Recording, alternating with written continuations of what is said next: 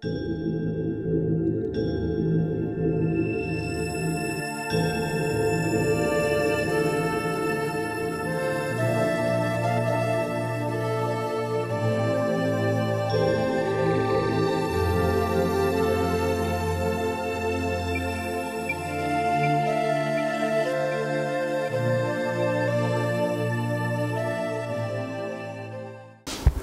about our the point of knowing ourselves? What does this mean? What is it that we have to know about ourselves? Is it like the, that notion we were talking about the other day of mindfulness and finding yourself? Is that what we are talking about? What is it? What do we mean when we say knowing ourselves? Brother Asad, would you like to?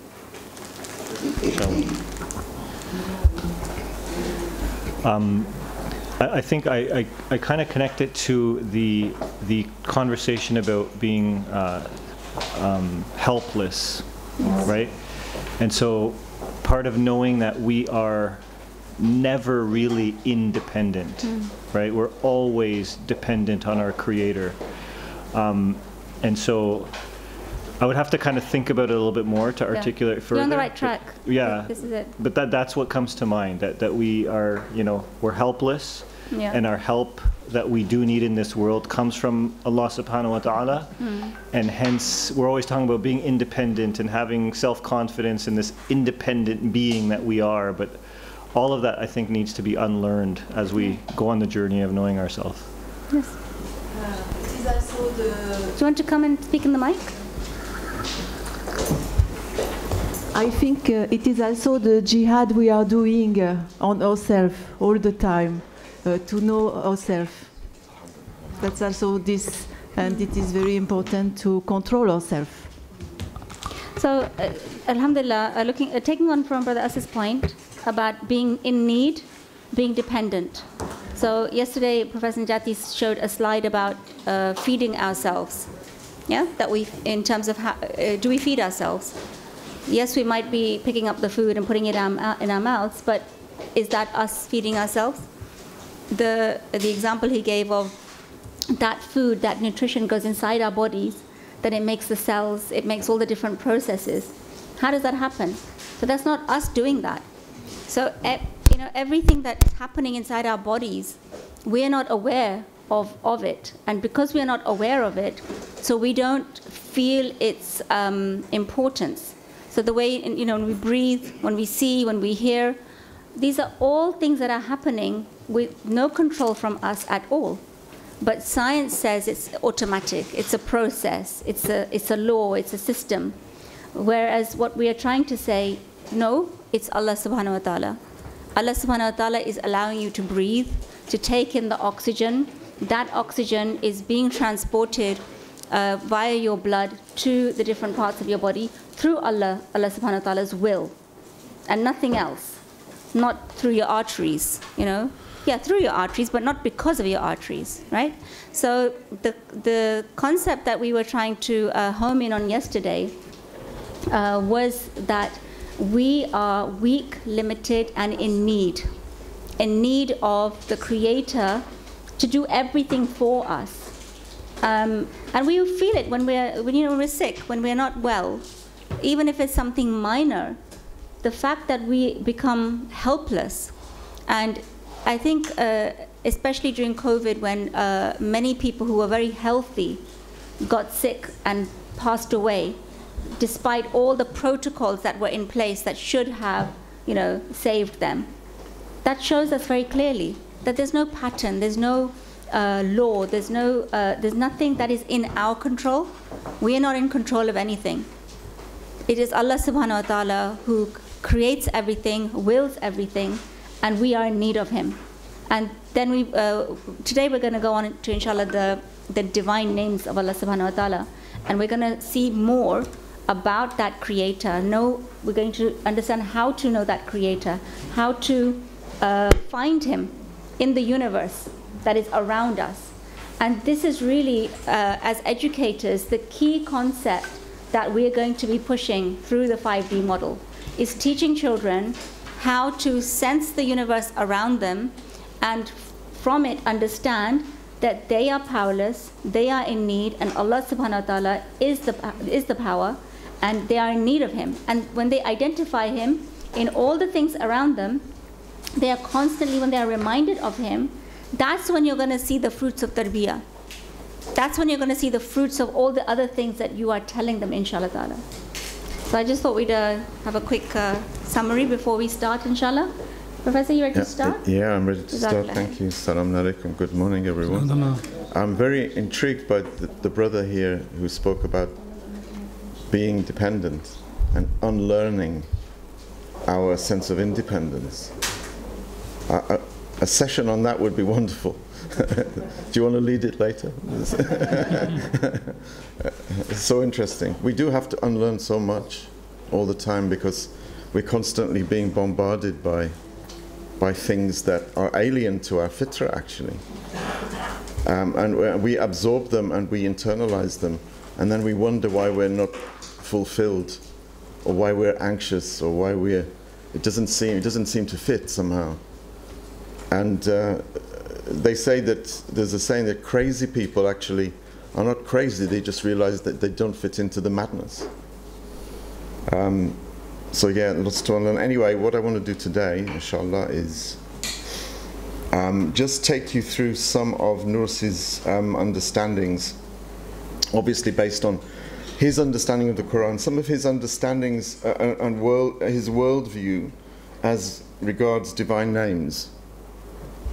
Basically, his core idea is that the creation, the created world, exists primarily as a place where God is, as they say, hidden in plain sight. And you've heard of the expression, we can't see the wood for the trees. This is a place where we are that we can easily say that the face of God is so close that we can't see it. Just as if you are in a wood, you can't see the wood because you can see the trees, but that actually is the wood. So God is so close that we can't see him, but not. If there is a conscious effort to discover him, then it's very easy. But there has to be a conscious effort.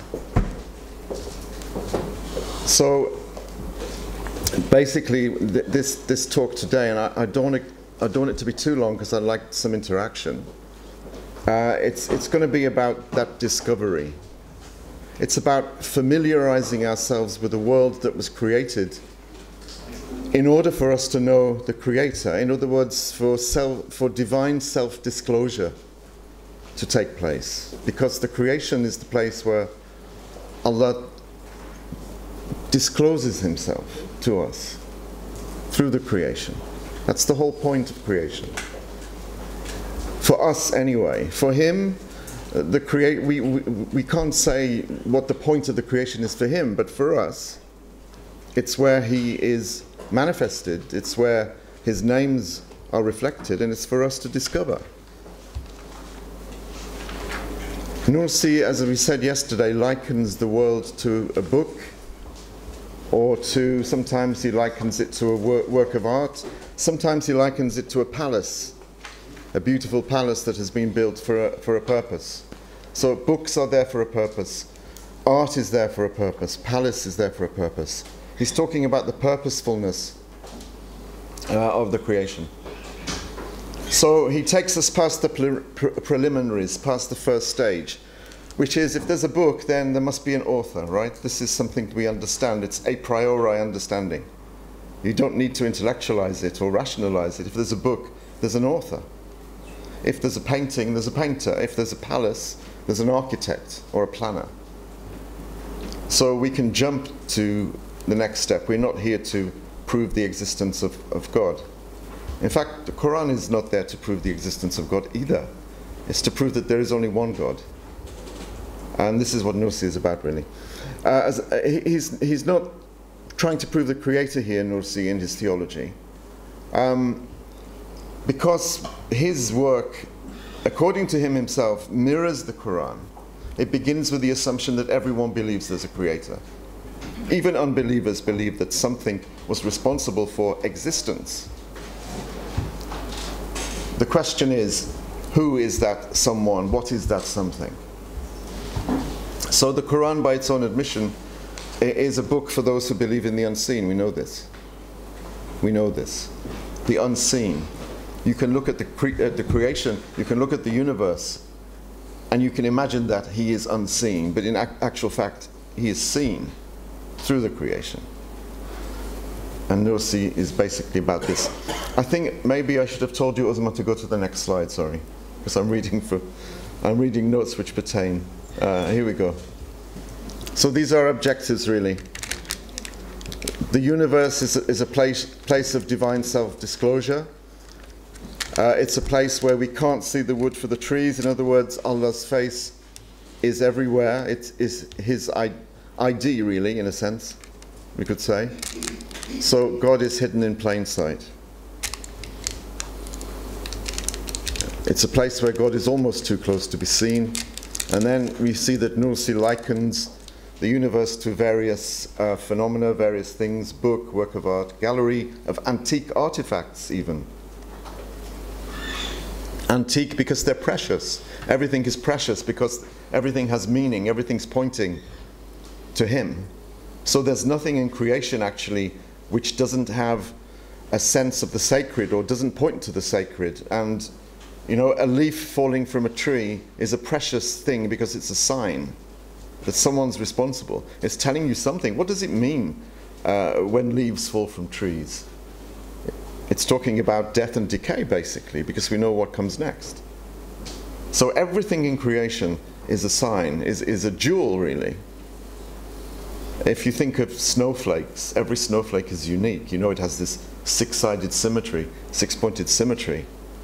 And there are billions of them, and every one is unique. And as a friend of mine said, when it snows, I don't like to tread on them because every one is unique. And I'm saying there are billions of them. Nothing's going to happen if you tread on the snow. But he has a point, you know.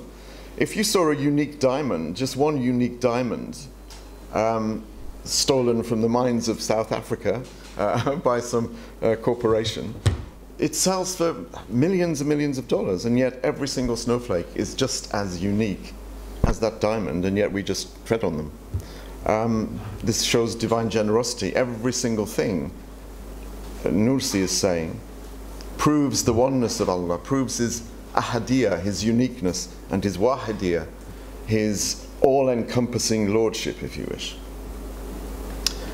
So the purpose of the Quran is not to show us that there is God, but to show us that there is only one God, and to show us that he is also in charge of absolutely everything at all times. And also that his names are scattered throughout the creation. There is nowhere in creation where you will not find a manifestation of the divine name, because he creates everything. Does he create just some of the creation? No. He creates absolutely everything that we can see, feel, taste, touch. And that creation is ongoing and continuous. So we do not have an absentee landlord, as in popular Christianity.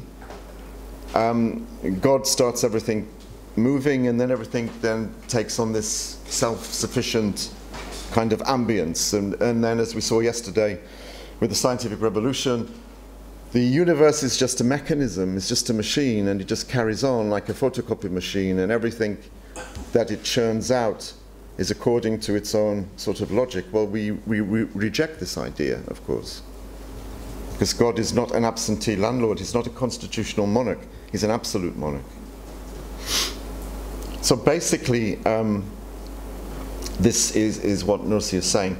And he draws on, there is a hadith, and the hadith is almost unanimously rejected as being sahih, even though it's a Qudsi hadith. Kuntu kanzan makhfiyan. I was a hidden treasure. Allah says, I was a hidden treasure, and I created creation in order to be loved, to be known, loved, and worshipped, basically. I'm paraphrasing it a little bit. Thank you, Uzma. She knows every slide better than I do.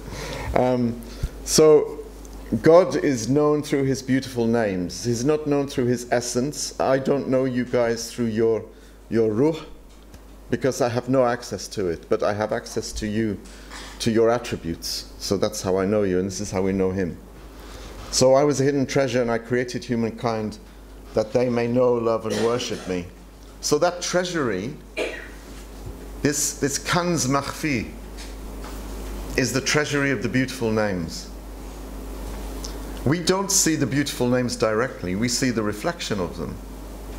So when you look in a mirror, you see your reflection, which is not you, but also it's nothing but you. Okay, so when you look in a mirror and you think you're seeing you, well, you are in a sense, but actually you're not, because that isn't you, but it's your reflection. So this creation is the same. You know, the analogy doesn't always hold. No analogy is perfect, but the mirror analogy is used a lot. Nursi uses a lot. This is 3, is it? Oh, yeah.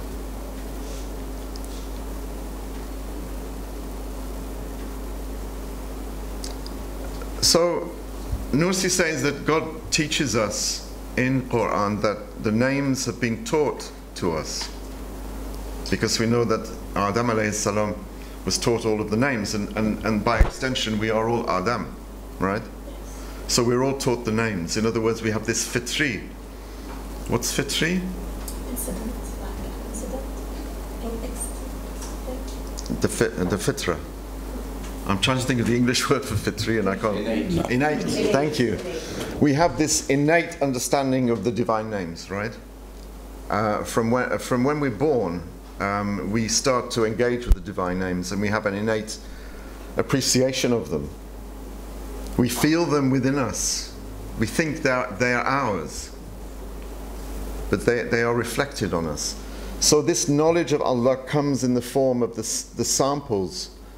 The Nursi talks about, you know, small samples of the names. We have samples of the names, tastes of the names, if you wish, to varying degrees.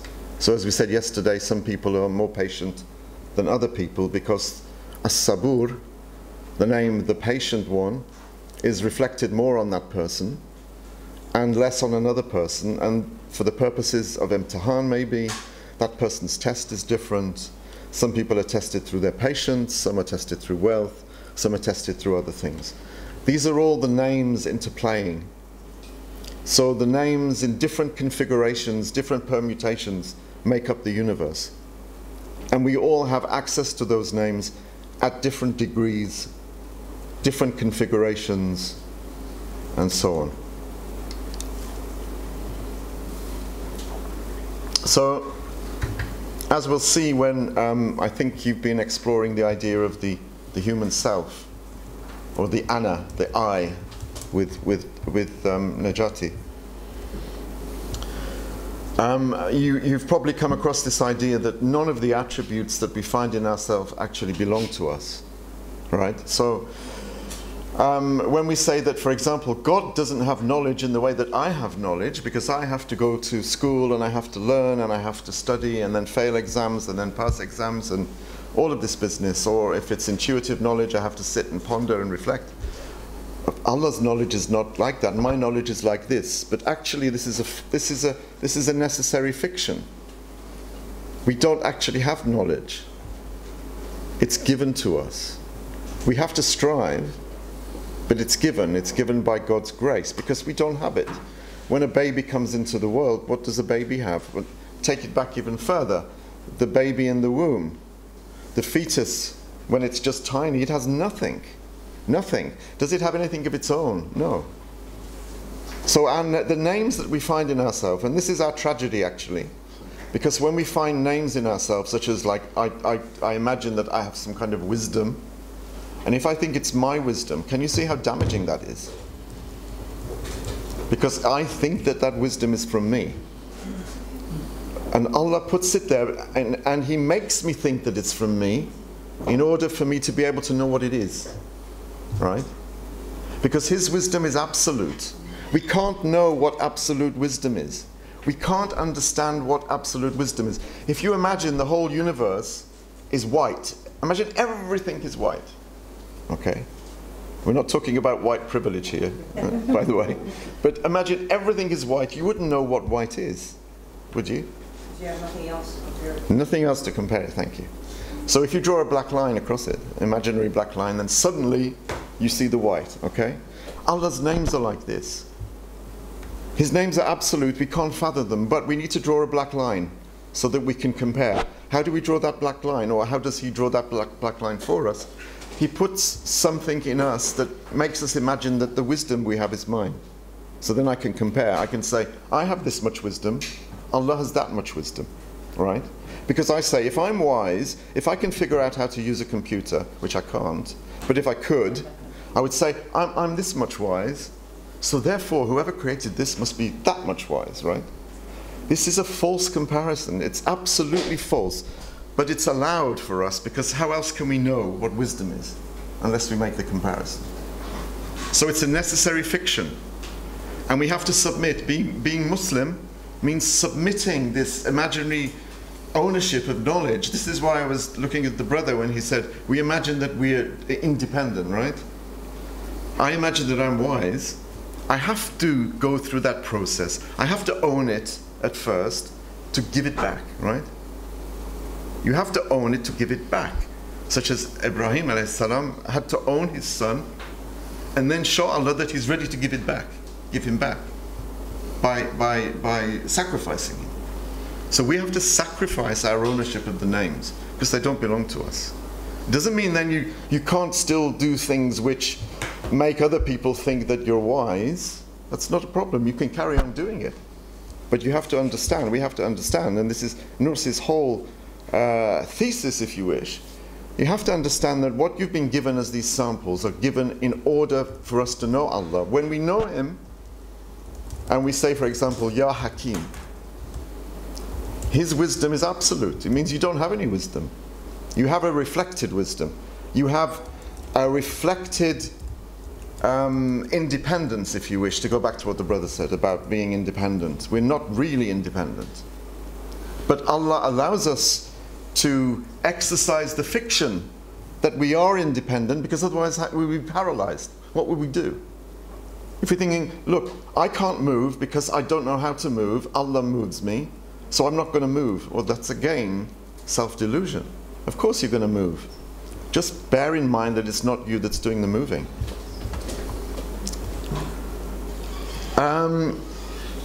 So Nursi talks about the names as shadows. Like your hand has a shadow, right? Everyone's hand has a shadow, but the shadow is not the hand.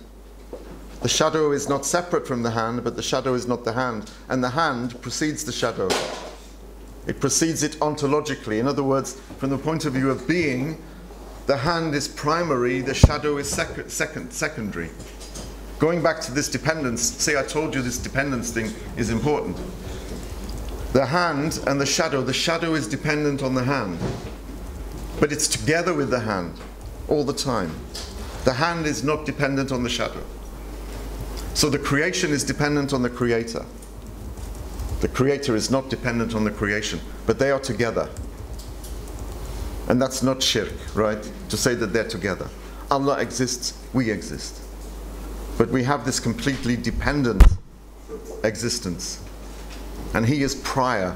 Ontologically, He is prior to us. From the point of view of being, not temporally prior, not prior in time, because He's not in time. But He's prior in the same way that my hand is prior to the shadow, if that makes sense. This is what Nursi is talking about here when he talks about, these are not arcane Sufi terminologies. Well, they are, but not in his work. Very, very practical. Very practical. So when you read of tajalliyat, people say, tasawwuf, tajalliyat. But actually manifests, for example, Harun's book or painting or work manifests him. You know, it shows us what he's like to an extent. So shadow, again, shadow is something very normal. We understand shadow, we understand reflection. Manifestation is just a fancy way of saying the same thing. Can we go to 4, please?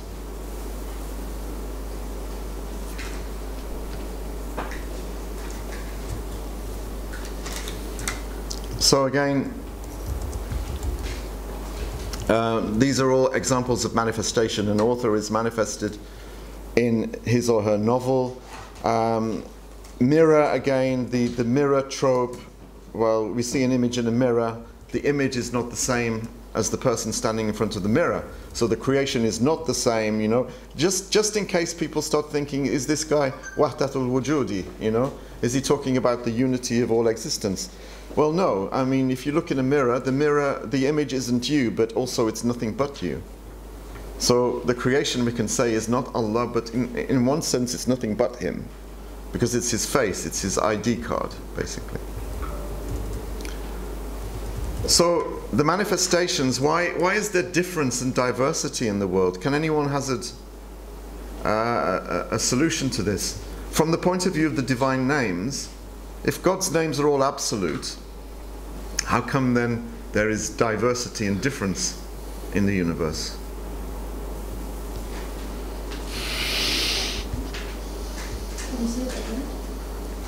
Because he hasn't. Because he's got absolute knowledge, will and power. Because he's a volitional agent. He's not a cause, as a machine is to churn out matter and material. Okay. He's able to do it this way and that way and that way, and he shows you the variety.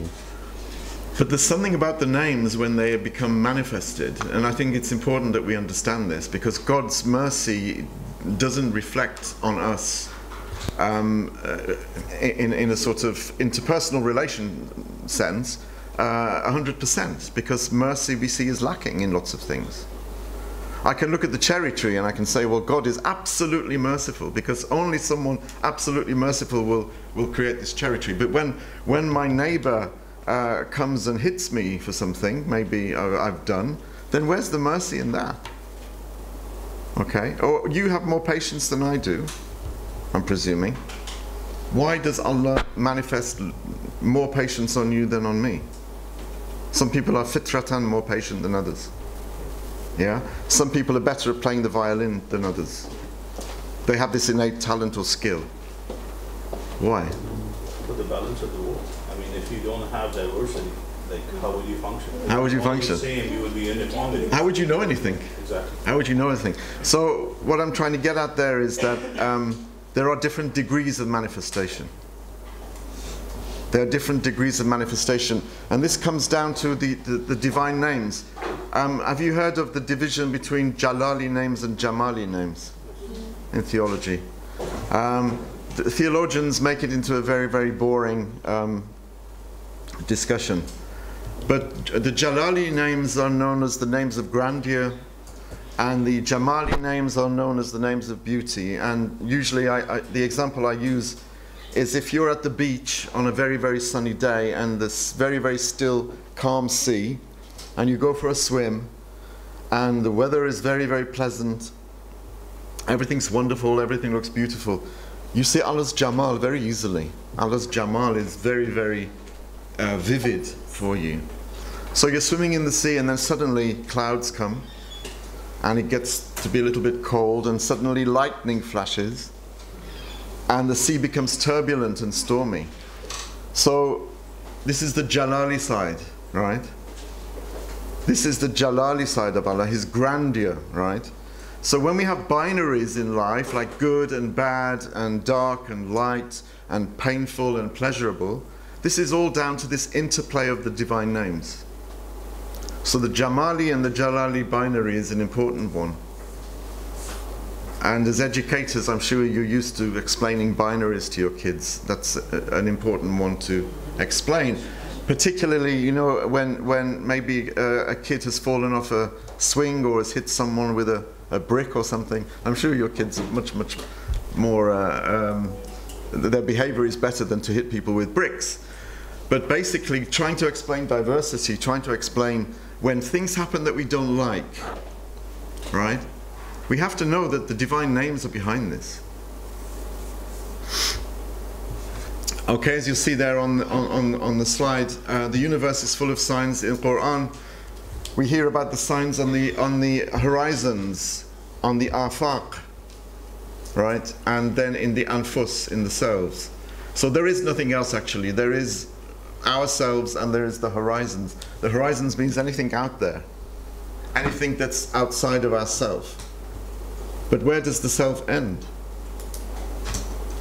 That's an issue that has never been solved. Where does the self end? So what it means actually, there are signs that we perceive in ourselves, in our nafs, and there are signs out there, and these correlate. They correspond with each other. Whatever you find in yourself, you will find out there. When you look at the animal world, why have animals been created? Not for fun, not in vain. They're there for a reason. And if you look at the, Ghazali talks about it, other scholars talk about it, the animals actually, in a sense, are representing the traits that human beings can have if we slip to the level of animality. So, you know, the fox is very cunning. The dog is often said to be a kind of manifestation of nafs, actually, and so on. So the signs are everywhere. There's nowhere in creation that a sign is absent.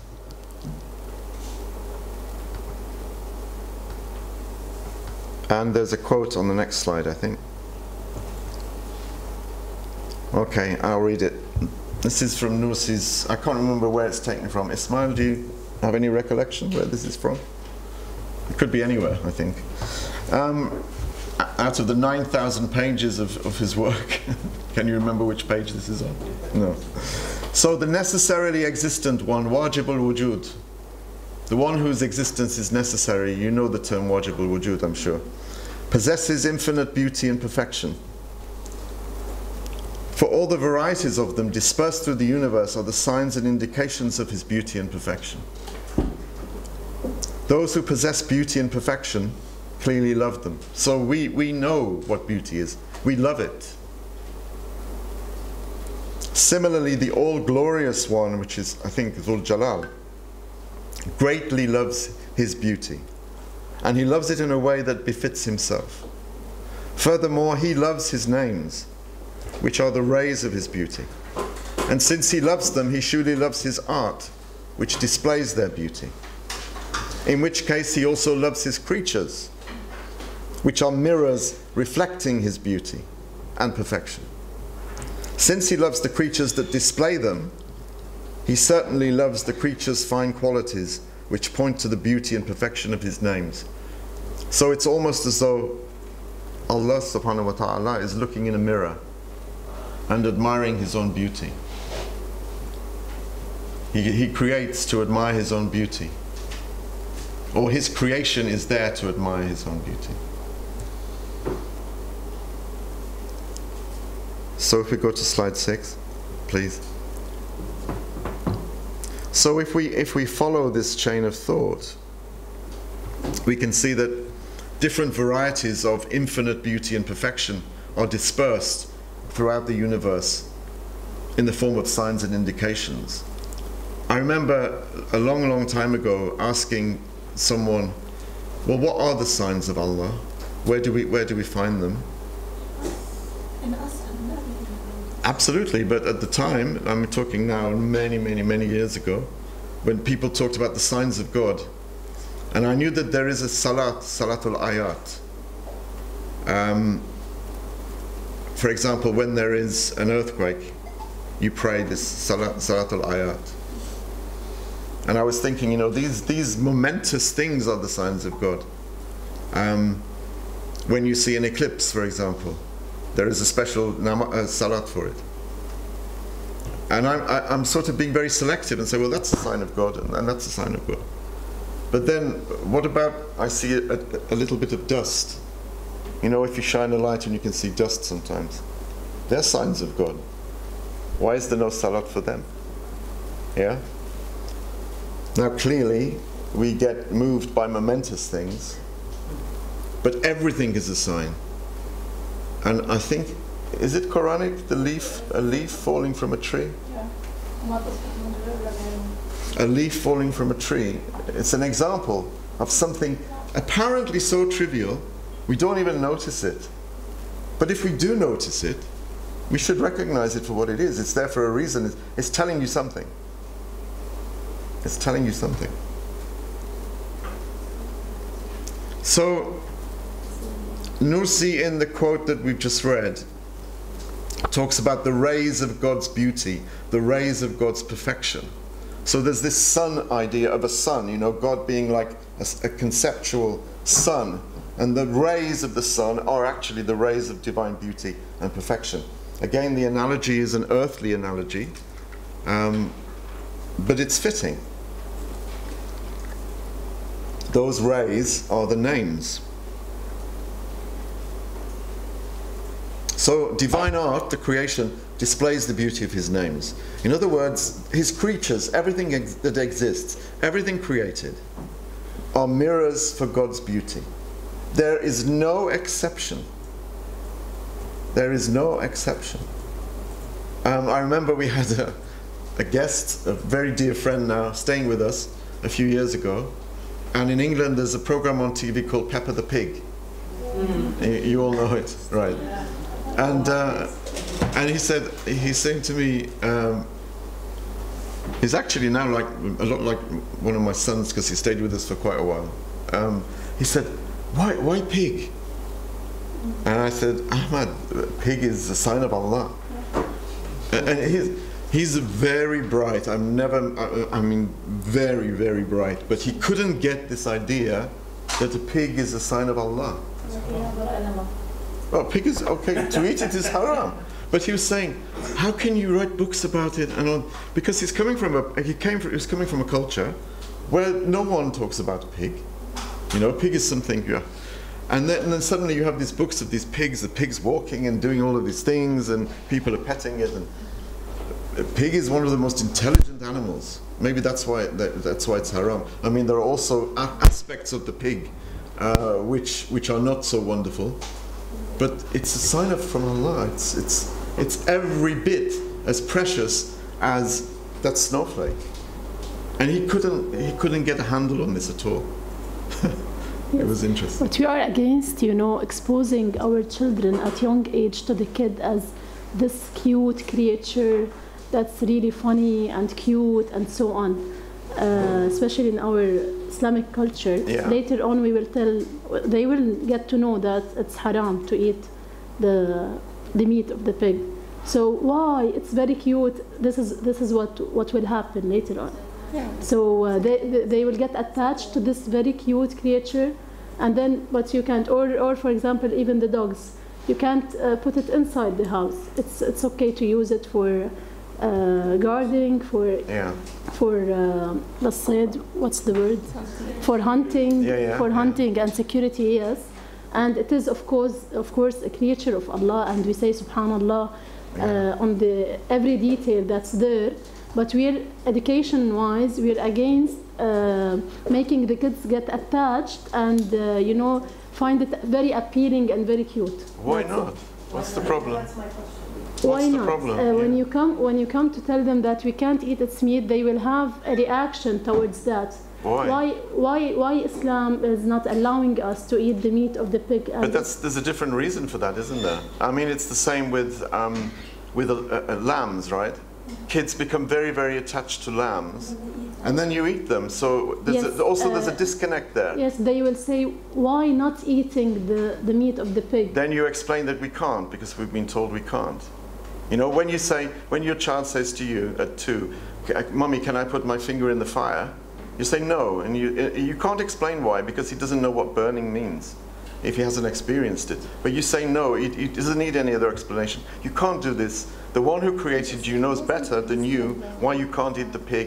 But you can say when you see the pig, mashallah, how beautifully it's created. But we're also taught, like in the Deen, that it's not a clean animal, right? So we already have this adverse, like it's najas, right? Like there's a lack of, like with dogs and... But so are lions and tigers, and we can't... we're told they're not clean.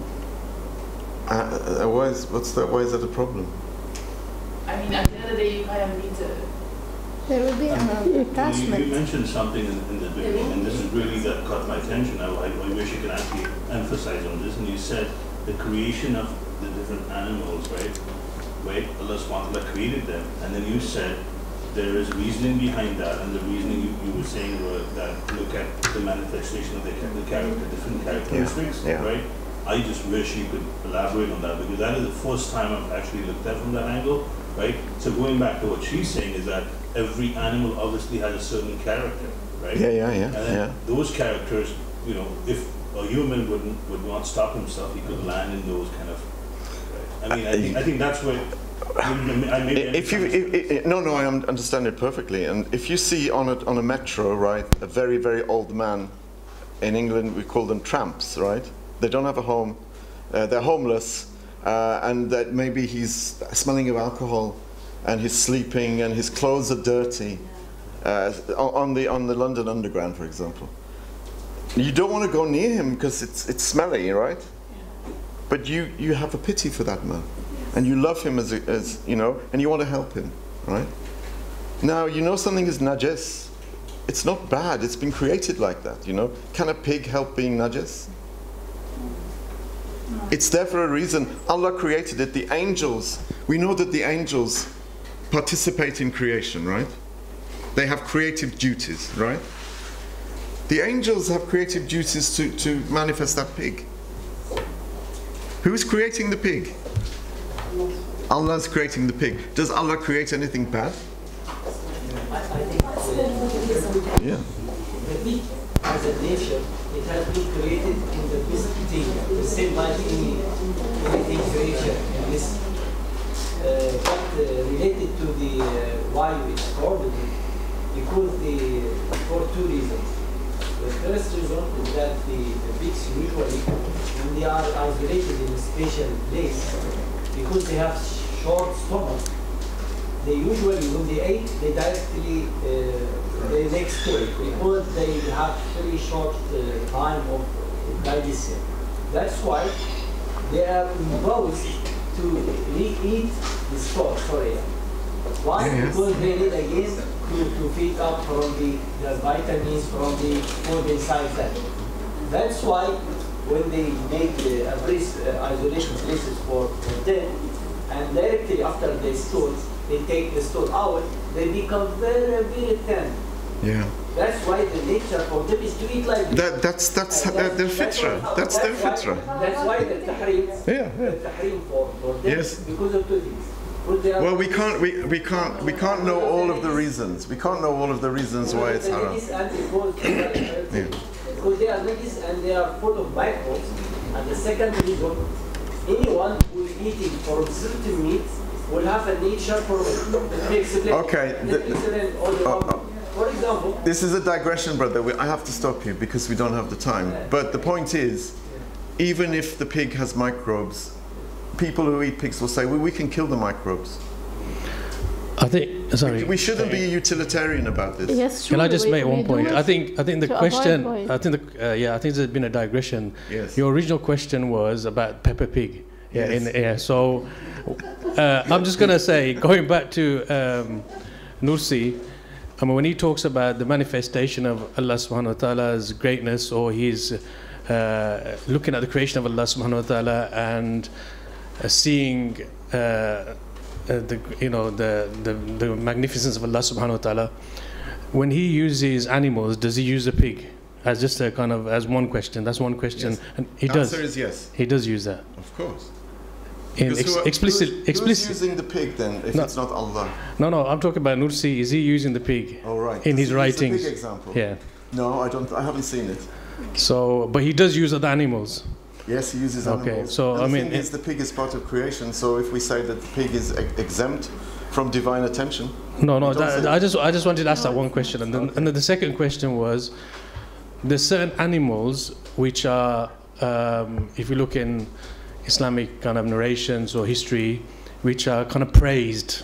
You could say the camel and the horse. Yes. So from a kind of, I suppose, Islamic tradition, you would say if we were going to do a cartoon, we'd probably go for the horse or rather than the pig, because if there's certain animals being praised, you do Pepper the horse or I don't know whatever rather than Pepper the pig. That is just more of a kind of to contextualize the question. I can understand why this is. I can understand why this is. But when I see a small Muslim kid with a Pepper for the Pig book and saying, "I can't eat this, but I love the book, I love the story," but I'm never going to eat it because it's haram. Because the one who made me knows better than I do why I shouldn't eat it. And the brother may have had some examples there, but those examples, in 10 years' time, they may not be the case. I mean, you can kill the microbes in pork, but we still don't eat it. However clean pork becomes, we will never eat it because Allah says no. And so the first thing is obedience. The second thing, the dala'il, right? And the barahin, none of my business. I don't care why it's haram. It's haram, tamam, you know, finished. So it doesn't matter why it's haram, actually. Regardless of, yeah. I think there's a... Sorry, put your... Yeah, you remember in the beginning of the conversation, you talked about the knowledge we think is ours, right? The knowledge that we think is ours compared to the absolute knowledge. Sorry, when someone's speaking, can we have quiet when someone's speaking, because otherwise I'm not going to hear it. So any knowledge compared to the infinite in math, anything compared to infinite is zero. Yes. Okay. Yeah. Absolutely. So when someone says, "Oh well, you know, why can't we do this?" or because when Allah SWT says no, because His knowledge is infinite and your knowledge is limited, and your knowledge compared to infinite is zero. So that's why we hear and we obey. Absolutely. Absolutely. Sorry, I just wanted a slight contribution on this. We have a guy who is an atheist in Nigeria. And just one? No, I'm saying irrelevance. The story, what you're saying is relevant to what he's brought up as his defense. Yeah. You see, why will your God say you should kill a gecko? Wherever you see a good gecko, Prophet will say kill a gecko. Are you saying Allah made a mistake in creating a gecko? And that gecko has no value? If it has no value, then why did Allah create the gecko? And so it's, by linking to what you're saying, with different animals and things like that, it's the wisdom of Allah that gecko was created. It's not for us to look at how useful or unuseful, because it's an argument atheists use with this kind of arguments that why did your God create? You see, it's not merciful. Why kill the gecko? If you know it's poisonous or whatever, you see it's poisonous. There's a trick in there, though, isn't there? There's a trick in the atheists. Yes, exactly. There's a satanic trick in there, right? There's a satanic trick in there. It's the kind of trick that Iblis played on Adam in Jannah. Iblis said, do you want to be eternal? I can make you eternal. Adam was already eternal. Yeah? So it's like they say in English, selling sand to the Arabs. Right? You know, I go to Saudi and I sell them sand. Yeah, they've already got sand. So, you know, it's a satanic trick. But saying, you know, why do you kill the gecko? You know the tsunami in 2004, 5? Yeah, 5. 300,000 people were killed in 15 minutes, right? And in the UK press, who's here from the UK? I don't know whether you remember what the next day, a priest said, "Where was God?" Now, on an average day across the world, 300,000 people, strange coincidence, 300,000 people die. Car accidents, old age, someone falls off a table, cracks their head, dies, right? The priests are not saying then, where is God? Because they say, oh, this is, you know, but when 300,000 people at once die, and this is the atheist speaking, and he's saying basically, why is there death? Did God make a mistake that He creates you for 60, 70, 80 years and then nothing? Well, you say, well, there isn't nothing. There's something. And this is what the atheist doesn't want to accept. Wants to accept, but can't accept because of the responsibility. So it's a satanic trick, basically. There's satanic tricks everywhere. I mean, advertising is a satanic trick. It's a kind of sorcery. Because it plays with your mind in order to take your money. Conditioning. Yes. Can we go to 7? There's another quote, actually. So here, it's a bit longer, and this is where Nursi is likening the universe to a palace. He says, a perfect and splendidly adorned and decorated palace plainly points to perfect skill and craftsmanship. And that craftsmanship and art, which is a perfect art, plainly points to a perfect author, master, and craftsman, together with his titles and names like fashioner and adorner. And those perfect names doubtlessly point to the Master's perfect and skillful attributes. And that perfect skill and those attributes self-evidently point to his perfect ability and faculty. And that perfect ability and faculty necessarily point to the perfection of his essence and the exaltedness of his nature. Anyway, you can read this for yourselves. It goes on. All of the names we see, you know, like Mudabbir, Musawwir, Hakim, Rahim, Muzayyin, they are scattered everywhere. There is no place in the creation where there is not a name or a configuration of names or a permutation of names in different degrees manifest at all times. It is not a secular universe. The universe has been secularized, okay? God has been taken off the throne and the universe has been cleansed of any kind of divine involvement for the past 500 years, and we are living proof of this because our education systems in the Muslim world are completely secular.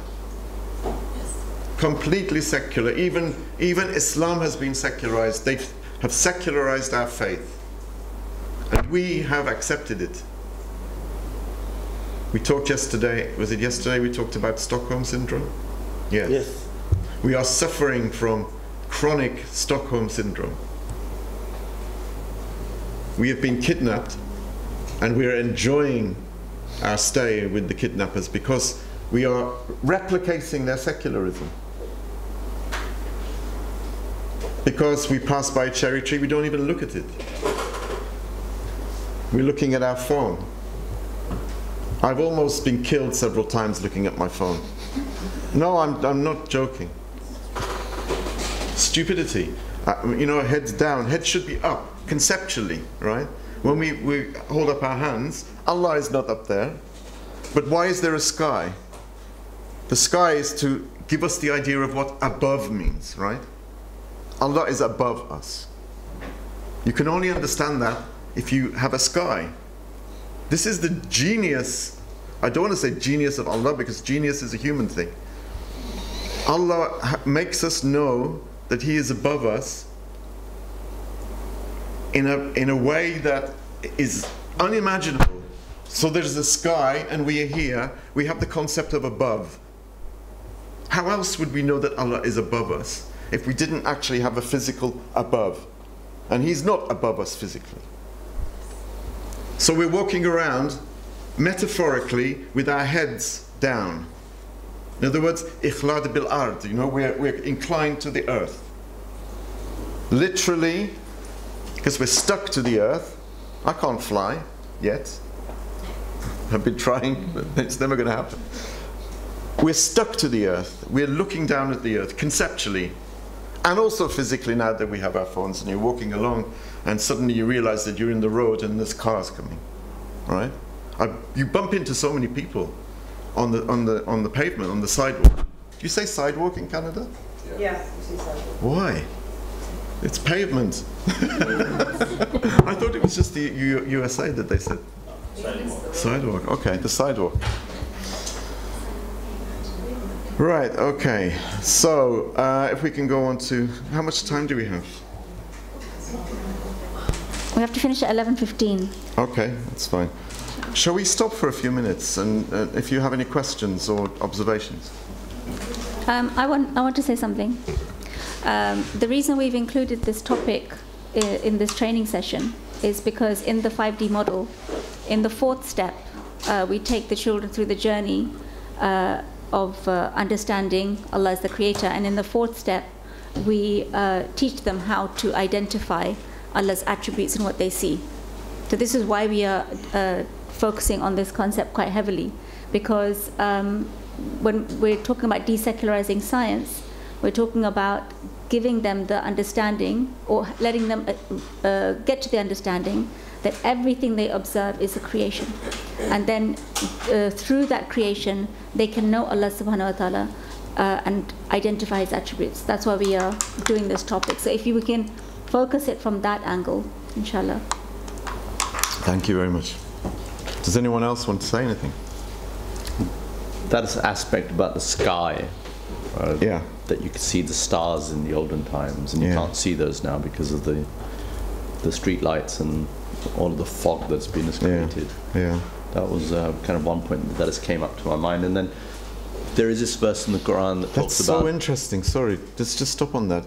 It's so interesting that the pollution is covering the sky. If you think about it representationally, symbolically, we have polluted ourselves so much that we no longer think of Allah. So, and physically that manifests as, you know, noxious fumes from cars. Has anyone been to New Delhi here? To Delhi? You know, then you know what I mean when you can't see the sky at all. It's just yellow haze. So our conceptual lives are also full of pollution and yellow haze, and we can't see the stars.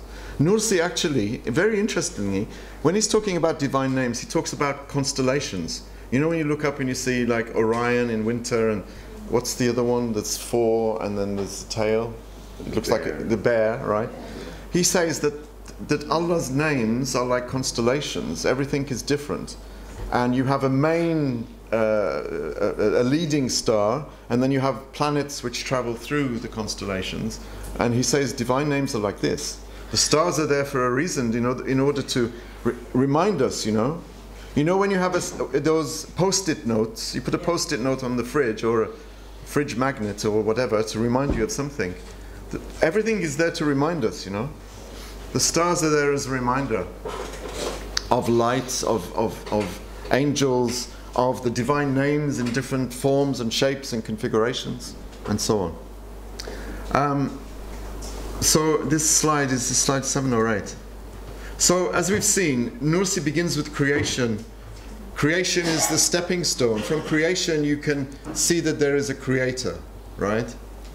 And you can see that the creator has different perfections, different titles.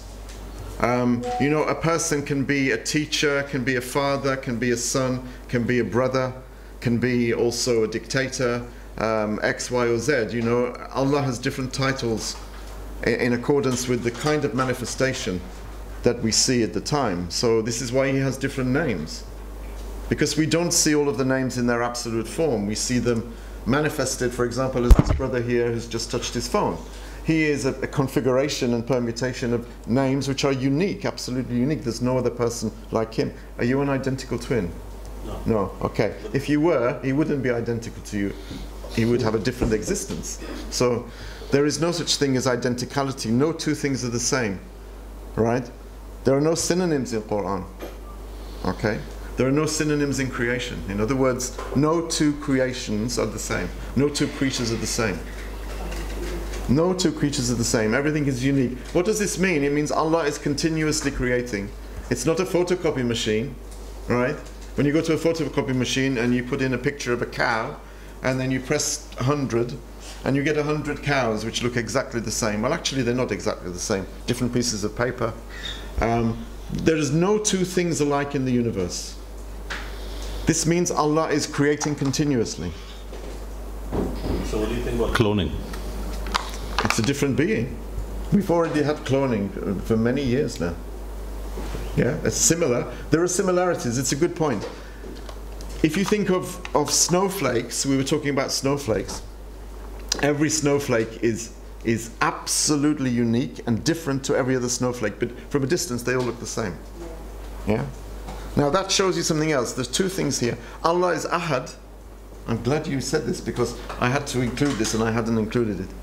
Allah is Ahad and He's also Wahid. Yeah? Ahad means single and unique.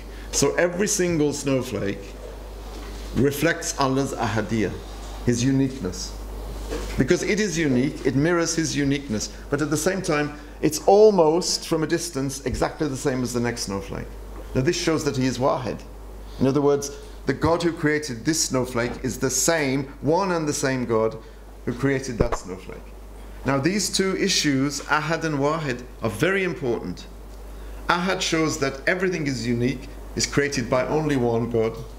Wahid shows that the one who creates this rose in my garden created the rose in Ali's garden as well. This prevents us from thinking that there are multiple creators. So the similarity between snowflakes shows us that the one who created this one was obviously the same one who created that one. You know, 1 million snowflakes compacted into a snowball that you throw at your kids. All of those snowflakes are created by the same creator. Whereas there are some faiths that we know, pre-Islamic faiths, who believe that there are different creators, different gods for different things. In like Manichaeism, there is a god of evil and there is a god of good. We don't believe in this. We believe there's one God and everything that he creates. But believing this shows that there is only one creator. Ahadiyya shows us that this creator is not an absentee landlord. He's always creating, every single second, every moment. So God is never absent. We are the ones who absent ourselves from him. He is never absent. So I'm mixing and matching a bit here, Sister Osman. It doesn't go according exactly to the slides. So, but blame the interesting questions and things and observations that are coming from here. If we go to slide 8. This was slide 8. Oh, right, okay. Ah, all right, okay, the 7, is it slide 8? This is 9. It's okay, I've lost, I'm going to say lost the plot a bit. Nursi talks about, I mean, these are theological issues, and I don't want to give a theology class, but he talks about the 7 sacred attributes. You probably know them in different forms, right?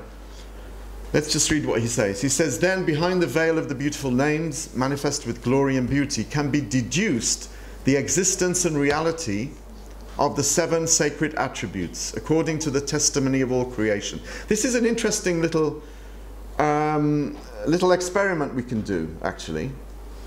He says, according to the testimony of creation, in a life-giving, powerful, knowledgeable, all-hearing, all-seeing, volitional, and speech-endowed form. Now, just read that sentence again. Then behind the veil of the beautiful names, manifest with glory and beauty, can be deduced the existence and reality of the 7 sacred attributes, according to the testimony of all creation, in a life-giving, anyone? Life-giving? High, yes, high, powerful, Qudra, right? Knowledgeable, Alim, all-hearing, Sami', all-seeing, Basir, volitional, Irada, and speech endowed, Mutakallim, okay? So he is telling us about the 7 sacred attributes. These are the attributes that Allah, we cannot imagine him not having, right? So take a cherry tree. Look at a cherry tree. Or look at these real flowers or plastic ones. It makes no difference, actually. But we'll imagine the cherry tree. You're looking at a cherry tree. If the creator of the cherry tree, does he have knowledge? Mm-hmm. Why would you say that? Why would he have knowledge? Anyone? Can you create a cherry tree if you don't know how to? Okay? So you look at a cherry tree and you can say, whoever created that tree has knowledge, right? Mm. What about power? Ability? Do you need ability to do stuff? Yes. Right, okay. So whoever created the cherry tree is both knowledgeable and powerful, right? Do you need to have vision, sight? However we can imagine God's vision, do you need to be able to conceptualize it, see it? Yes. Mm. Yes. Do you need to be able to hear? For example, when the birds in the trees are singing and they want food, right? You have to be hearing, in other words, receptive. The creator has to be receptive. What about volition? What about irada? To create something, you have to will it, right? And speech. What do we mean when we say divine speech? Communication. The tree itself is a kind of communication.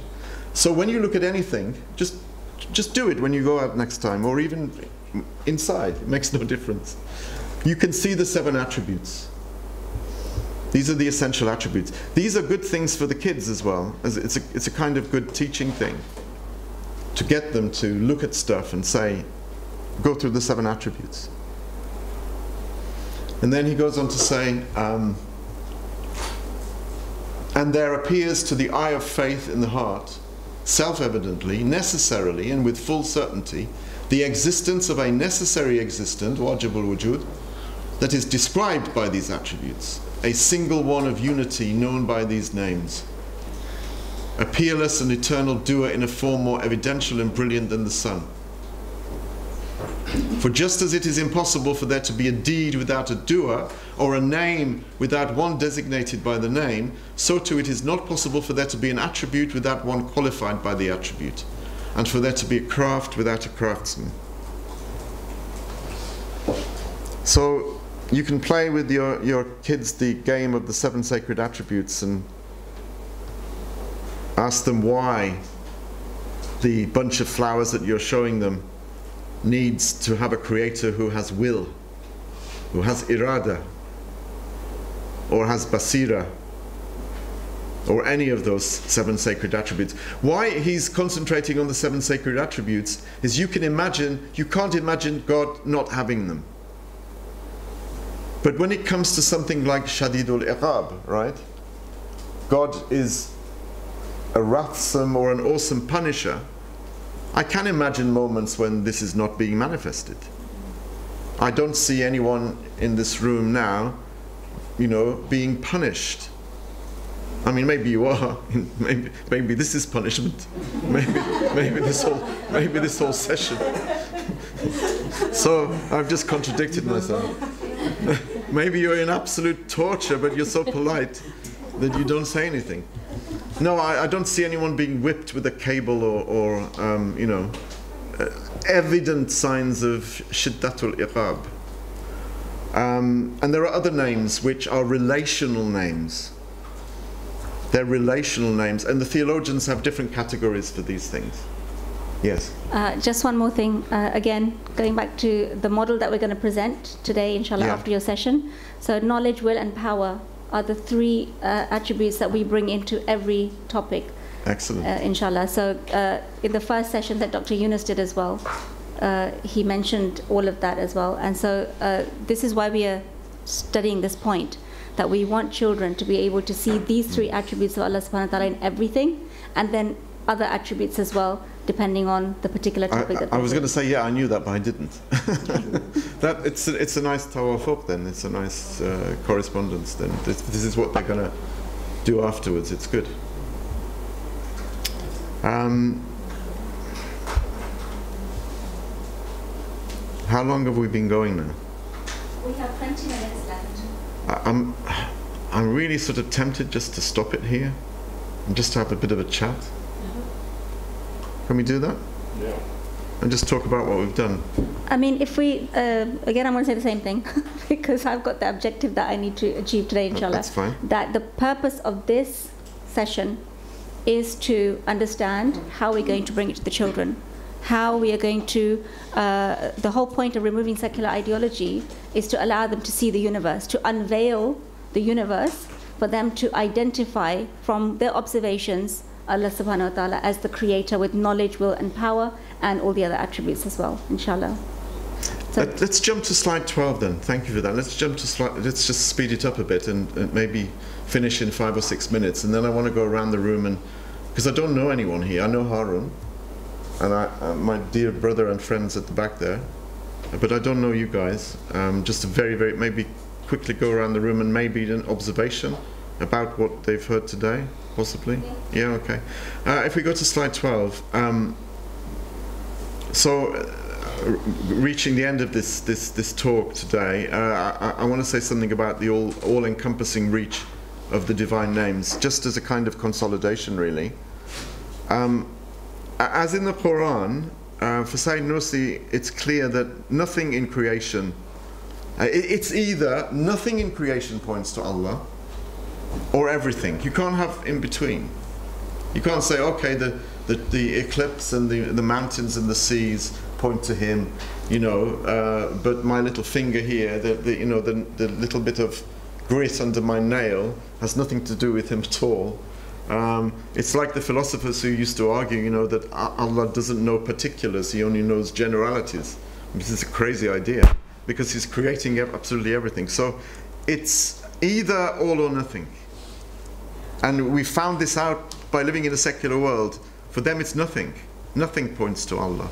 There is no idea of representationality. We say everything points to Allah. See tension there. All or nothing. Secular says, if you think it's all, keep it to yourself. You know, keep in your own lane, in other words. We can't do this. How can we do it? If our children are growing up in secular societies, it's a problem. And we can't all move to perfect Islamic societies because there aren't any. So for Nursi, it's either all or nothing. If nothing points to... I didn't know that was on, sorry. If nothing points to God, what does it point to? You might have heard of the binary... Sorry? Well, yes, but also chance. Yeah? Causes. Yeah. Accident. Who knows? People say, who cares? Who cares what things point to? So then we become very, very nihilistic. Nothing matters, right? So if God exists and nothing points to him, none of the creation points to him, then what does that show us? What does it indicate? Now, the fact that all things are signs means that all things point to him, right? It's not a case that some things point, some things don't, some things reflect, some things don't. So it's clear that God's names are scattered through the creation in a way which leaves no part of the creation untouched. Do not secularize the creation. Right? The Peppa Pig thing might have been a bit of a joke, but actually it's a very serious point. We can't exempt the pig from divine creation. We can't exempt the dog from divine creation. We don't exempt Shaitan, Iblis, from divine creation, so why would we exempt the pig? Yeah?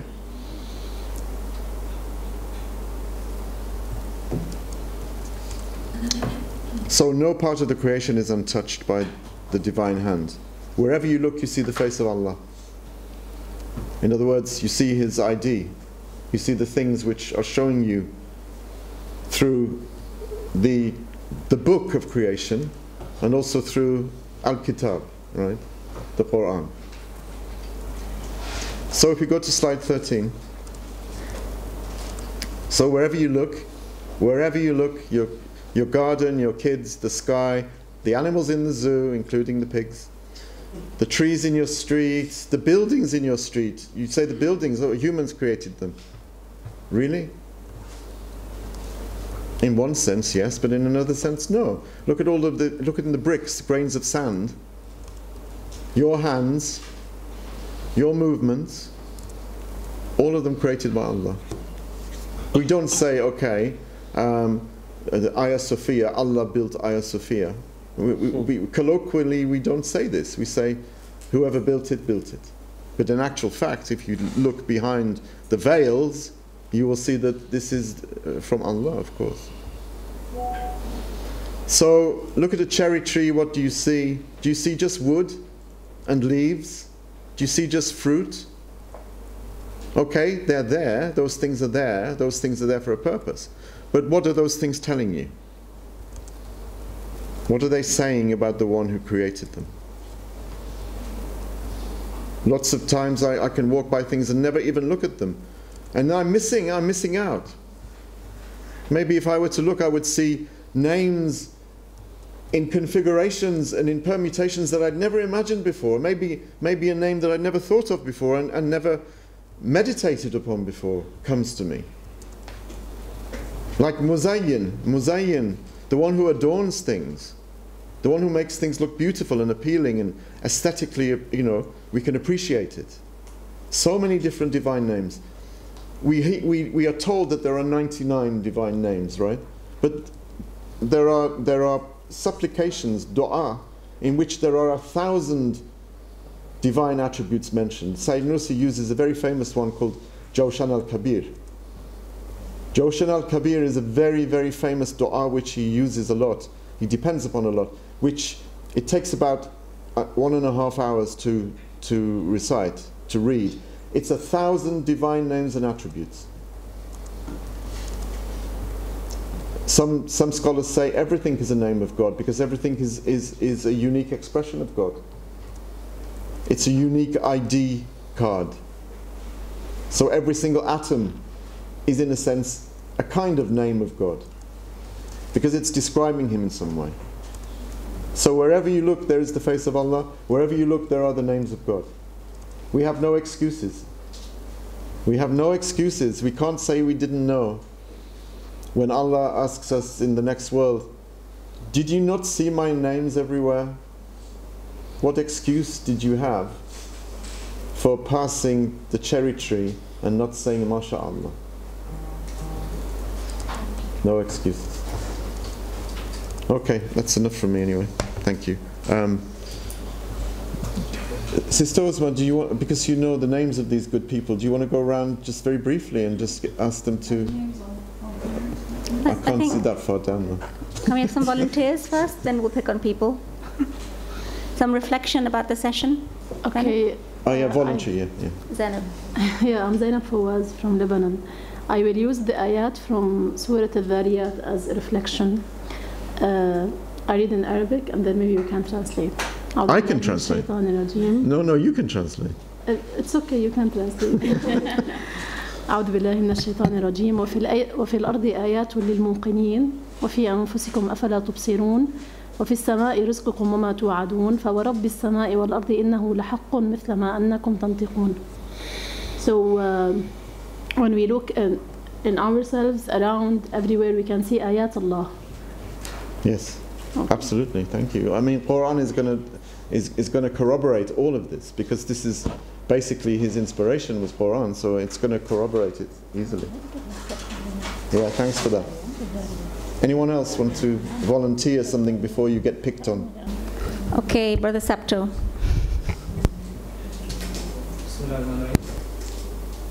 Billahi minasyaitonir rajim. Inna fi khalqis samawati wal ardi wa ikhtilafil laili wan nahari la ayatil lil albab.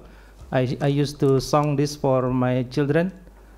In the creation of heavens and the creation of the earth, and when the night and day changing, there are signs for those who see, those with true understanding, ulul albab reflecting. MashaAllah. Yeah.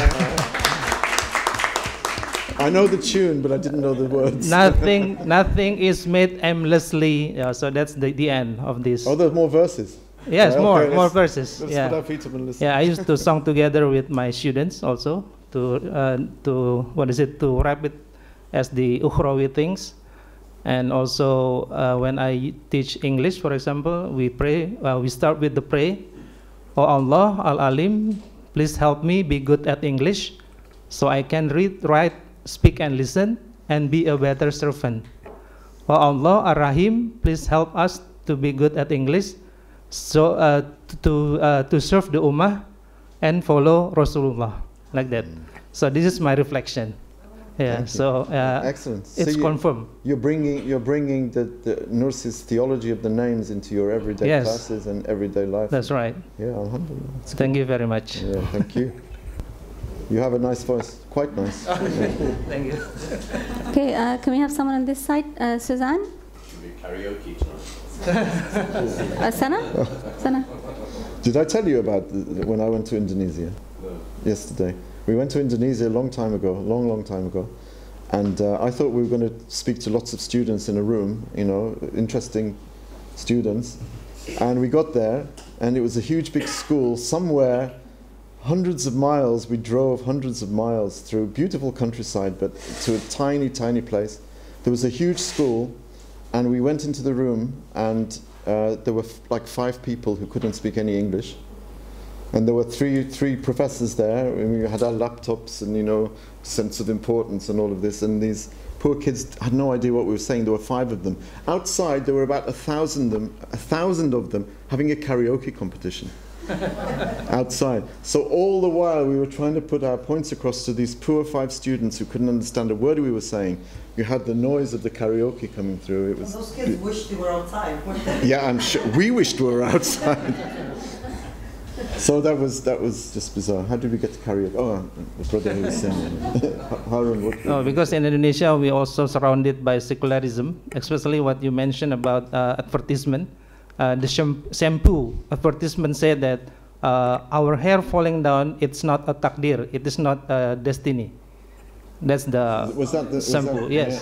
And then the one who is the icon of this advertisement is an actress in Indonesia, and he has her bachelor degree until PhD in Harvard University, like that. So he's the public figure and idol of Indonesian teenagers. Yeah, yeah. This is our tragedy, I'm afraid. Yeah. Sorry, was someone here going to... I was just thinking about growing up listening to the nasheed of the 99 names of Allah that how we would learn, and my sisters have a board game where they have a matching game where they teach their children the 99 names of Allah, but then now taking that one step further and finding it in our everyday, like the connection with the cherry tree. So it's just more than just memorizing the names and actually understanding and applying it in your everyday. I think that's a very, very important point, because the hadith says those who recite the 99 names will go to Jannah. Yeah, I was going to say that. Oh, you're going to say that? So growing up, we've memorized the nasheed, right? But then we don't actually then apply them. But when you get to the next world, you know, they will say, the angels will say to you, well, okay, you recited them very well, but it's not going to get you in here just for reciting them. What does it mean, reciting them? It means internalizing the divine, internalizing. Sorry, carry exactly. No, I was just going to say just that. Growing up, we always, heard that if you memorize the 99 names and you know them off by heart, you go to Jannah. And you're like, and to me, like growing up, like when I was younger, I was like, how's that getting me to Jannah? Like everyone can memorize them. Like but it's not just memorizing them. It's actually using them. It's actually bringing them to life. It's actually reflecting upon them. This is what makes a difference. But what was I gonna? The reflection that I had about this, and it's related also to Indonesia, because as I said before, I've worked in NGO and education for development. So we go to countries where education was destroyed, and we revive education in those countries. And some of the projects that we led were like volunteer trips. So we take youth, like university students, from Qatar all the way to Indonesia, and they come to teach and learn at the same time. So they have something to give, and they take back. But let me tell you, the amount of take back those students have is way more than what they give to those students. The subhanallah, the deen they have, the Islamic values they have, and those are like little children, right? I remember an incident where one of the students, I mean, they're youth, as they say, the youth, crazy kids, and they go and they saw those little ones, and they were teaching them, and then they were singing with them in Arabic, like songs, and they were clapping, and I didn't like that very much. And and I didn't want to burst their bubble. I mean, they're happy, they're excited, But half an hour later, one of the teachers was inside the room, and he had a group of students, and they were reciting Surah Yasin in a nice, loud voice. And I look at that, and I look at them, and I say, now you understand why I look at you when you were, dancing and making all those fun things, and you think they're fun for the kids, but there are other things that are fun for those kids, because, subhanallah, their feeling of Allah and their feeling of Islam is much deeper than those older ones who are living in a much privileged world, let's say. But a lot of their lives were changed. A lot of those, I did some interviews before, during, and after, and the change in the way they appreciate what they have and appreciate what Allah has given them. Because the only difference between those kids and those youth that came to Indonesia was just opportunity, nothing else. I mean, those kids in Indonesia, they were smart. We went to really poor villages, right? Like the schools were just, and so we were helping kind of like revive the schools. But the amount of ilm and the amount of happiness and the way they carried themselves was the biggest lesson to those youth to appreciate. The only difference is opportunity. That's it. They're smart. They they think and they have everything under their hands. It just they weren't given the same opportunity, and so those youth go back really appreciating what they have, appreciating that they have the money, they have the power, they have everything, and they take this for granted. I think it's a really interesting point, and thank you for it. If I go to a village like that and see those children who are spiritually rich, then I don't feel sorry for their material at all, their material conditions. I feel sorry for them not one bit, right? Sorry for themselves, for you know, us we feel sorry for. I feel sorry for the kids from Dubai who have a lot, because they are materially rich but spiritually dead most of the time. So I have no compassion for the material poverty of spiritually rich people, because maybe if you take them out of that, they're not going to be spiritually rich anymore. Now, I'm not saying absolutely breadline poverty, clearly. Everyone deserves to at least have a life that can be lived, so one is content. Because happiness, you can't get happiness in this world. The search for happiness always ends up being, in a sense, creation of hell on earth. We've seen that. Through political, socialism, communism, trying to create heaven on earth always creates hell. So the search for perfect happiness is impossible. But to be content, yeah? And I'm sure those kids were content. And they had inner richness that the other kids maybe didn't have. Smiles, you know, the way they carry themselves. One of them asked their teacher, they said, Hujam, like, why are those kids drinking while they're standing? Shouldn't they be sitting while drinking? Like, look at those little things, you know? And when I told the students about this, they're like, oh, we didn't think about that. Oh, we didn't appreciate that. But look at the little things, and they're like primary students, not university, primary. And they were questioning, why weren't they sitting while drinking? Shouldn't they be following the sunnah? Interesting. I want to ask something. Yeah, please, put your microphone. I have a teacher's voice, if you know. Okay. Yeah. You're going to stand up with a stick and... Yeah. I teach those kids who are spiritually zero and money so much. And where do you teach? In Saudi Arabia, in Jeddah. I teach in a very wealthy school where the kids are so spoiled and they don't accept anything about Islam. Like, they are just Muslim by outside. So always when I teach science, now when you are talking about what can we say to them while teaching about maybe tree, when teaching your kids about the organs, I really want things to say to attract them, because I always say I do virtual videos where they can go inside the body and see things, and I say this can't be done alone. This is done by a God or something, but this is not enough. I really, if you can help me by giving me a few questions, I can ask them to make them themselves say the name of Allah or say this. If there are some practical things we can do for MYP kids, because I'm sure students are. I'm sure you're going to be doing stuff like this, aren't you, Sister Uzma? Yeah, I was just going to say there's two things. We're doing this afternoon, but there's 2 points from there. Number one is we have to identify why are the kids spoiled? What is their problem? We were discussing this last night as well, a lot of us, about what we're facing. So it's come from secularism. It's the ego, the entitlement, the individuality, all of these concepts have come from secularism. So we need to do two things. One is remove the secularism, and two is unveil for them the universe. Because like Dr. Colin was saying, that we don't look up, we don't see. And even if we see something, we don't see its meaning. What Professor Najati was talking about, that we don't see the sign, what it's signifying, we don't understand it. So these are the two things that we're going to do in the 5D model.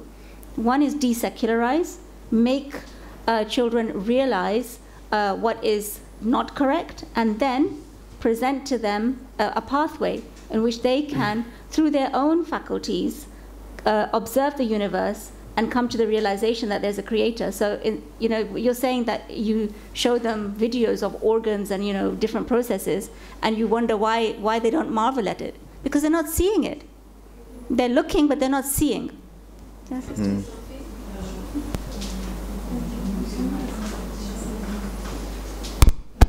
think also regarding kids, we have to make them aware about the role of social media and medias in general, because they are completely washed brain by this. I mean, that's the main issue. We have to talk them that it is another world. It is not from Allah. It is from mankind, and I mean, bring them that secularism. I mean, surroundings. Secularism surrounding, and that is the main issue. How we can deal with social media. Actually, we take a huge place, medias in general, and all kids. Brother Abdulaziz made a video yesterday using social media, right? He put it on social media. Now, that is what we want. We want the children to internalize concepts and become creative and contribute to society. But that's not going to happen when we just give a list of do's and don'ts. It's not going to happen when we just say, this is good for you, this is bad for you, Allah is there, Allah is watching you, do what Allah said. It's not going to happen. It's only going to happen when there's a realization within them of their dependence, of their need for a creator, and when they can see that creator. When they look at a flower, when you do your science lessons, for example, we are focusing on science with the 5D model right now, but we will take it to other subjects, inshallah.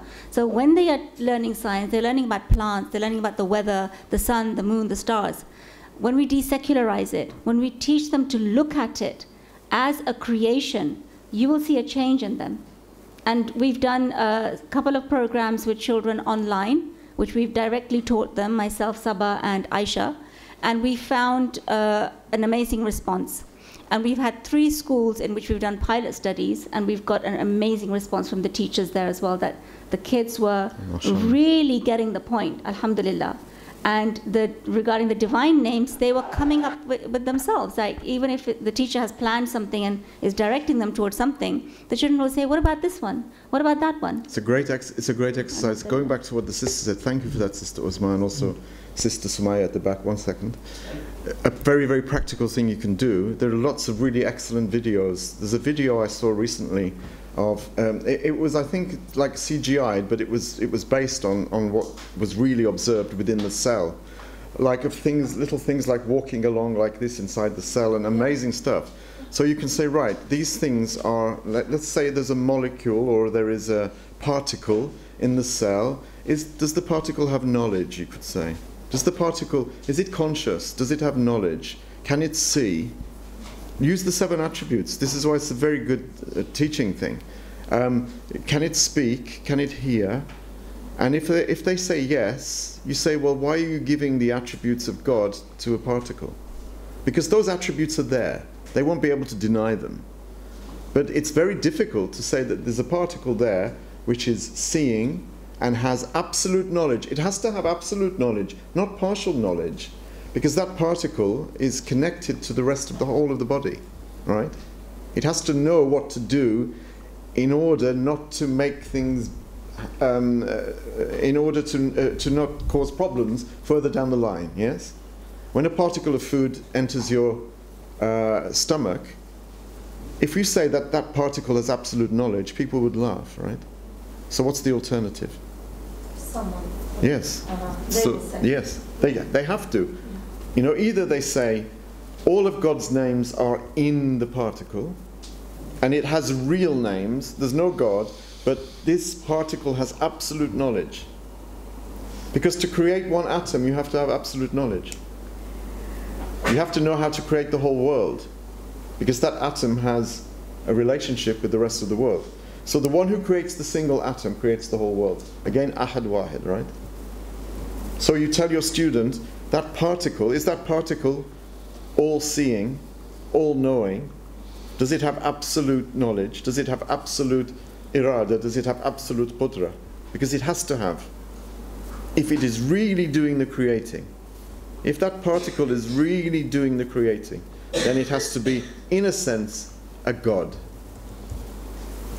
So say to your student, is that little particle your God? Is that the God that you worship?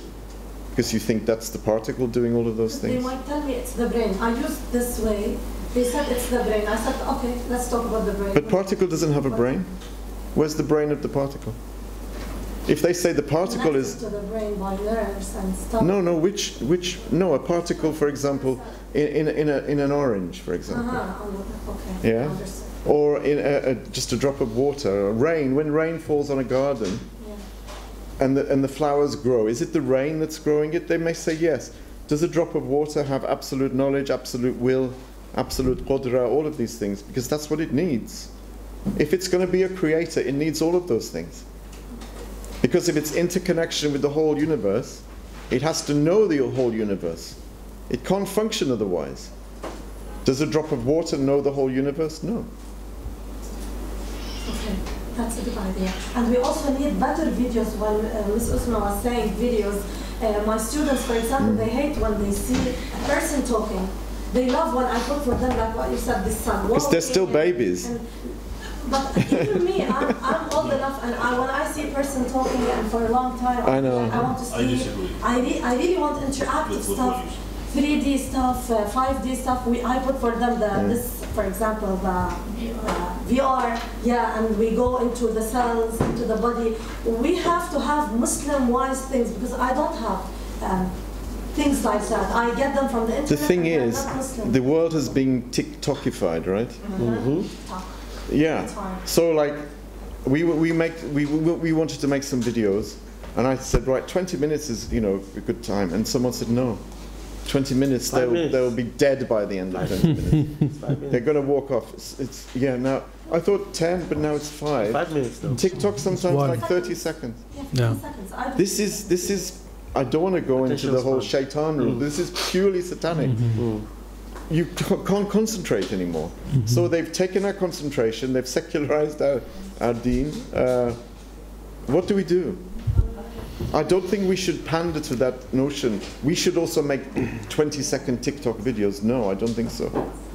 They need to be re-educated. Inshallah, we need to go for a break. Okay, sorry. Jazakallah khair for your amazing Can we just presentation. have, can we just have one more? You said something. What I was saying was, I understand, like I'm against the whole notion of having, extended lectures. I feel that 20 minutes is the maximum a human capacity that they can pay attention to something. You mean the younger generation? I know. I say in general. In general. Well, this is a good point because this is research done that you cannot pay more than 20% attention. If that's one of the reasons, right? Having too many slides, for example, is not I'm sorry, but it doesn't work. I understand. Right? When I entered university teaching, it was 40 minutes, right? After 40 minutes, can I say something? off. In Gaza, I think 2-3 days ago, they had Hufaz who sat in the masjid and recited the entire Quran in one go. And there was, I think, 2,000, maybe even more than that, Hufaz who did that. That took a whole day. It's possible. This depends on how much you practice. But that is the exception to the rule. It is sorry, you can't use that as an example. I'm sorry, but this is something really the elephant in the room that people don't talk about in education. But again, the scholars of hadith used to listen to a hadith narration, thousands of hadith at a time, before giving ijazah to their student to be able to become a teacher of hadith. At the same time, our Prophet, whenever he spoke to people, he was very concise and he spoke for a short interval of time. There's a difference in dawah and difference in teaching and learning. I understand, but at the same, I'm sorry, but we can argue on this, and I would actually argue on this point because I really think, I really think this is the elephant in the room, and if we don't talk about it, everything you talk about here is not going to work because the way the delivery mechanisms are found, they are not made in line with the regular people. Don't talk about the elite that you're talking about because as soon as you do that, you're losing people. I think I think he's right. I think he's right. I mean, when I started, it was 40 minutes, and they said if you can, after 20 minutes, have a 5-minute break, which is what I try to do. I think people have been conditioned for there's a study that shows the attention span of the average human being continues to decline. Exactly. And it's deliberate. So, and if children have been tweaked to have a short attention span, the only thing you can do is to try as much as possible to grab them and gradually increase it. The thing is, there has to be a limit. Okay, if we go with, but if we go, Oh, that's fine. That's fine. Challenge it. No. Just 1 second. Let's just put this to rest for a second. I try to stop after 20 minutes for a break because I understand this. Now, if people here have no excuse. You're not children. We're not children, and we can listen for 20 minutes. We can have a break, another 20 minutes. Kids can't even listen for 5 minutes. Yeah. So do we pander to them, and do we tailor our delivery to that 5 minutes, or do we try to expand their attention? No, let me explain this. I'm not saying you cannot have a session of 2 or 3 hours. Absolutely. But it needs to be active, deep. I'm sorry, I'm here. I'm the one. I'm sorry to interrupt. But this is what we train educators and teachers on. The sessions need to be an active, deep learner experience. What he's saying is completely true. Even we as adults, after 15 minutes, we're going to lose concentration because we are also exposed to the shorts and so on, and which make us lose this attention span and decrease it. So we need to reconsider how we are teaching. Agreed. Sister Uzma, I will challenge you right now. The slides you went up, how many of those slides can you repeat right now? How many people in this room can actually go back and... Okay, brother. It's not about memorization. Why did I interject every time it was digressing? Why was I interjecting? Because I know what the objective is. There's one objective to these slides, one objective only, and that is to know the importance of divine names. How can we see the divine names in the universe? So that, if everyone has got that, the objective is done. We don't need to memorize the slides.